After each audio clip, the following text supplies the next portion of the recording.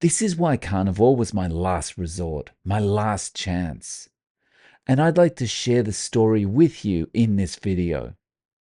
And this is not about weight loss or non-scale victories. This is something completely different. And I'm putting this story out there just in case there's someone that can relate to this story and could potentially be helped by jumping on a carnivore diet. So I've talked about my origin story before, so I'm not going to go into the detail of that. But if that's something you're interested in, I'll leave a link in the description. But part of the story from that sets a little bit of context for this journey. So I'm going to briefly go over it. So at the beginning of June 2022, I went to see my doctor, and he had two pieces of bad news for me. He told me, "You're pre diabetic and you have a drinking problem that you need to get under control." Spoiler alert, I knew about the drinking problem. But I was shocked to hear the doctor talk about it. And that made me do a bit deeper thinking about this problem. Now, out of the two issues, the thing that he prioritized as the biggest problem was the alcohol. And so he wanted me to focus on reducing the amount of alcohol that I consumed and potentially stopping altogether. And to that end, he wanted to put me on some meds. These meds would apparently help me stop drinking, and I was very suspicious about this. I've always kind of been suspicious of medication since I was a young child, and I was more suspicious in 2022, especially after what had been happening over the last couple of years. So I said to him, "Look, can you give me some time to think about this? I really need to see if I can handle this on my own." And he agreed, come back and see me when you're ready. So I had a bit of a think about this, and I was like, what am I going to do? How am I going to get off the alcohol? And also, how am I going to tackle this other problem of pre-diabetes? Maybe if I get off the alcohol, that might help. But, I knew my diet wasn't good either at the time. So I thought about how I could tackle this. And I remembered keto. And I remembered that keto had always worked for me in the past, just in as far as help me lose weight, help me feel healthier, help me feel better about myself. But above all, it gave me so much more self control than I'd ever had before. But thing was, as soon as I stopped doing keto, that self control disappeared, which obviously was one of the things that had left me in the situation I was in now. But I'd been on and off keto, low carb, Atkins for so many years. I mean, it was over 2 decades at that point that I knew that it would definitely give me self control. And so I decided, okay, well, there's probably a lot of different things I can do to try and get rid of the alcohol and also get the pre-diabetes under control. But probably the easiest and the kind of one-stop solution would be to go keto. And so I dropped everything and I went keto. And, I did well. I didn't have another drink. I didn't have any more sugar to eat. I didn't have any more processed or ultra processed foods, none of that stuff. I got off it all. And, you know, very quickly after I started, the self control came back. And I always associate the this is going to sound disgusting, but I always associate the self control coming back to my breath getting bad. Like, in other words, my breath getting bad with ketosis. Like, I'm getting into ketosis, and that's when the self control comes back. And anyway, the self control did come back pretty quickly, and I was okay. But for a number of reasons, which I'm not going to go into detail about the story now, I ended up being unhappy on keto a couple of weeks in. And I had fallen down the rabbit hole of carnivore on YouTube. And I decided, okay, I'm going to give this carnivore a try. All I need to do is cut out the veggies that I'm eating, and I'm carnivore. And I imagined, given it was the fat and the protein keeping me satiated and in control, that it wouldn't mean anything to me to be cutting out those veggies. And of course, it didn't. And so the rest is history. So that's how I got to carnivore. And that's kind of the story, the important part of this story. And so the thing that I want to highlight in this video, and that I hope that someone out there can relate to and might think to give carnivore a try to help them with this problem, is the alcohol. Because I had a really big problem. And I think it's a problem that many people have. And it starts as a social drinking problem. And it's just like, oh, well, when I go out and I get drunk and I have a few too many, and then, I get sick or I have a really bad hangover or whatever. And that's like every weekend or every other weekend. And so, it's not so bad. It's not like I'm doing it every day. And so it starts off that way. But then it gets much worse because the every other weekend becomes every weekend, and the every weekend becomes every second night, and the every second night becomes every night. And then it's like, well, we're going out for brunch on Sunday, so we can have some drinks with that. And then those drinks lead to more drinks. And then what started as brunch and avocado on toast becomes lying in the gutter in the evening. And so I wanted to talk just a little bit about the alcohol.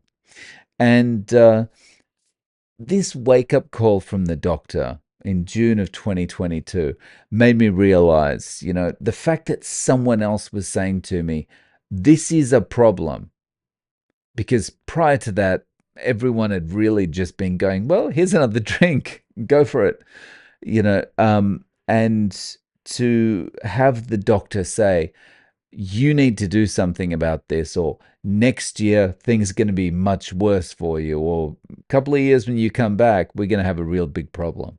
So, what really made me go, he's right, after I thought about it was, well, first was the meds.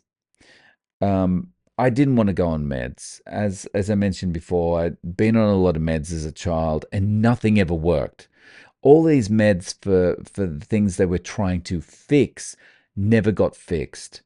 And it was this kind of thing like, well, it's getting better, but you've got to take them, more regularly now. And oh, well, every Saturday you need to come and have an injection and all this kind of stuff. And the doctor would be gaslighting me like, it is getting better. I notice it's getting better, but I knew I wasn't feeling any different. So this kind of has always left this feeling in me like medication is garbage, like they never work. Anyway, so when the doctor suggested the meds, I thought, yeah, I really don't want to do the meds. But what made me realize even more so that I didn't want to do them was one of the side effects of these meds is death. And basically, you take the medication, doesn't do anything to you, but if you have some alcohol after you've taken the meds, makes you violently ill, potentially kills you. And so I decided, no, thank you. Don't want this. I'm going to see if I can manage this another way. So that was one of the things that led me to carnivore.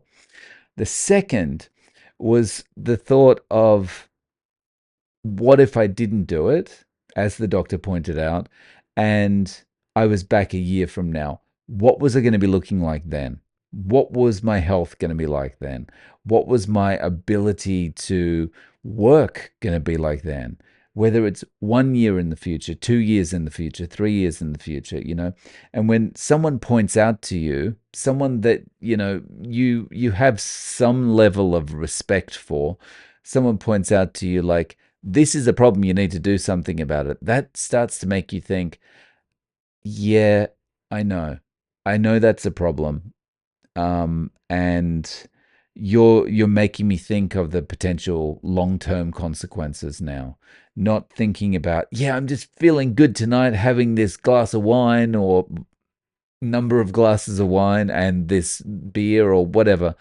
I'm starting to look out into the long term and go, yeah, tonight was nice, tomorrow night's nice, the day after at night's nice.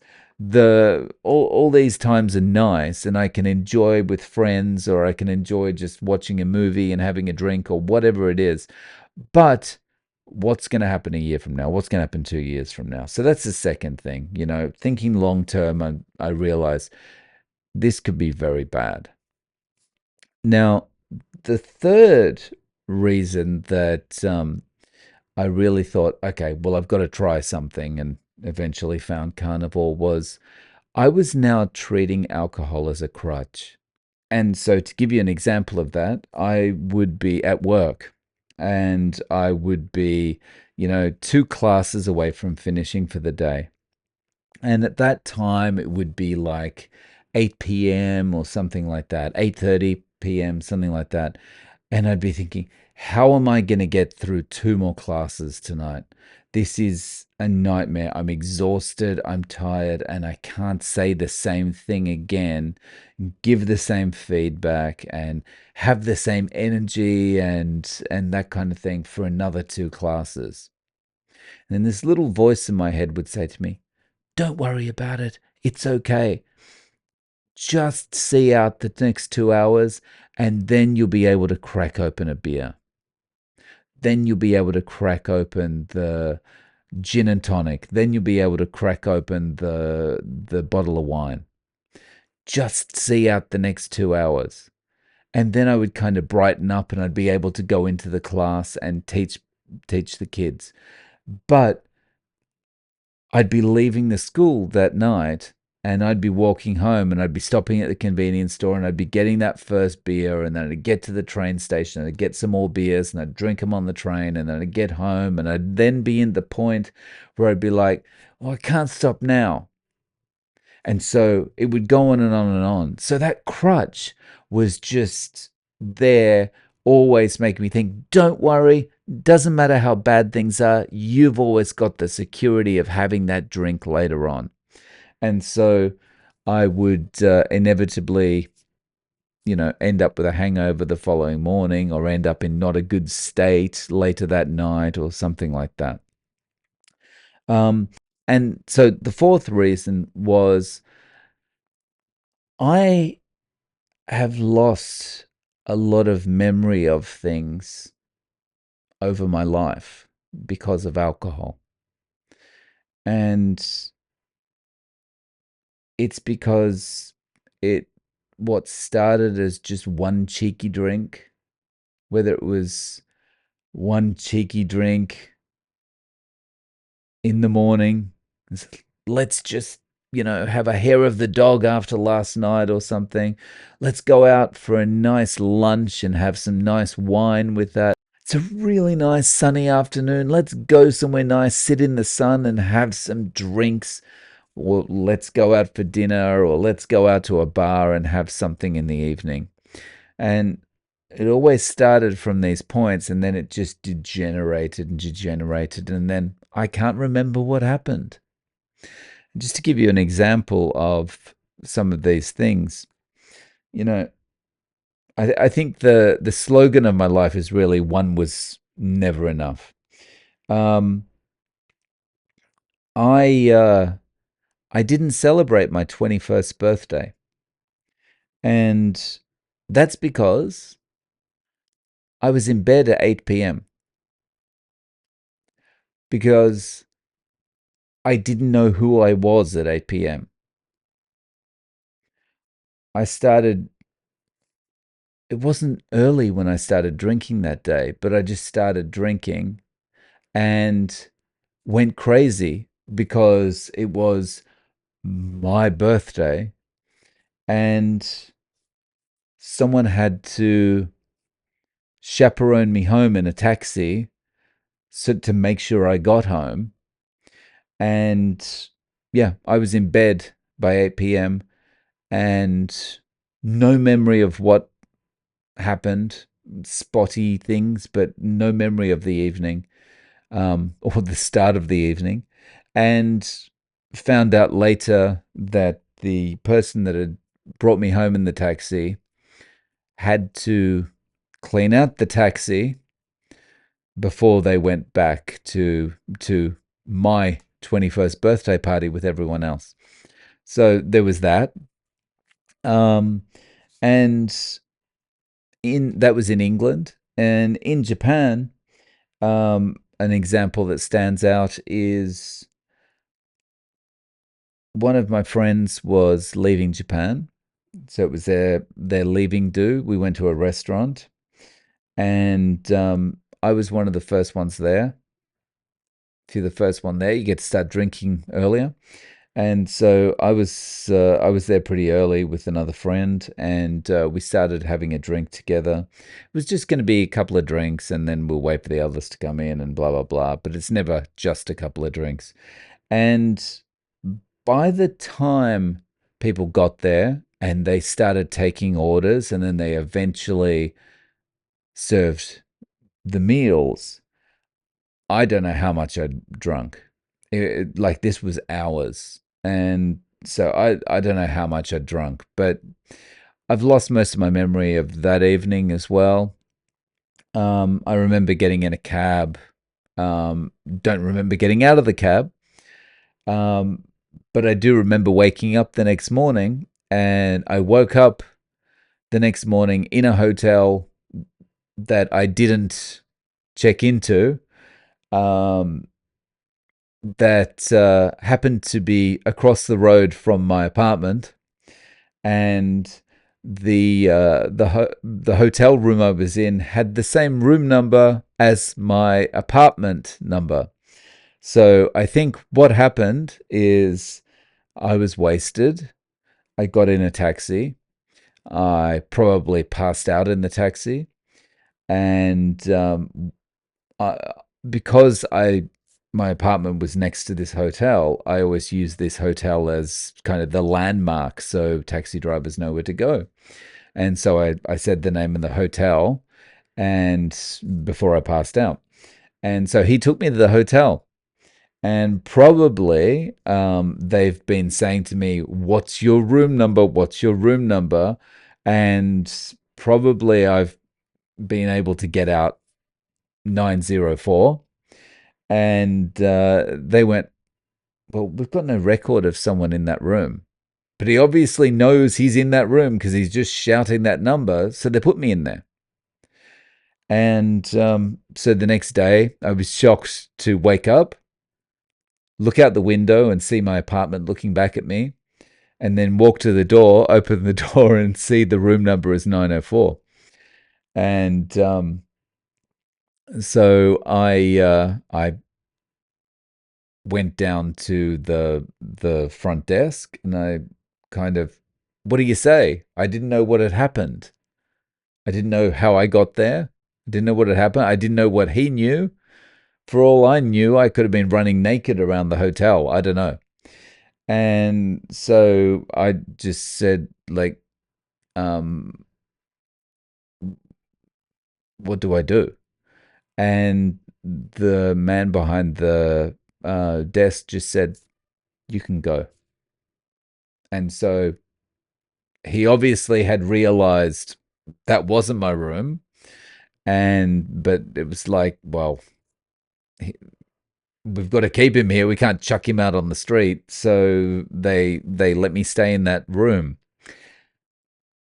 I didn't lose anything. No wallet taken, no phone taken, no nothing taken.